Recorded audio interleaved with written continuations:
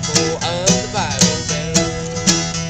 Well, he wore a beard like Moses, and his hair was straight and long. He wasn't big in stature, but you knew his faith was strong. Steel blue eyes, blue golden glasses, made a Christian feel at ease. He looked into an unbeliever's heart and brought him to their knees.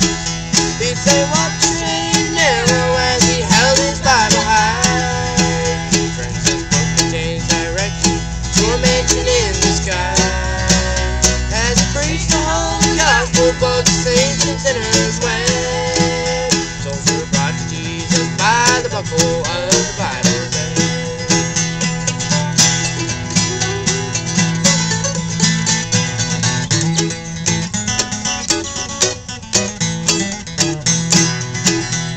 His ministry is legend all across the southern rail. Well, I've heard Grandpa tell the story of how he once healed a man.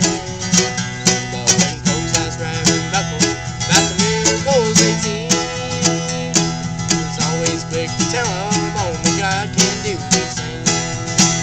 He'd say, "Walk straight and narrow," as he held his Bible high. Francis book contains directions to a mansion in the sky. As he preached the holy gospel, both saints and sinners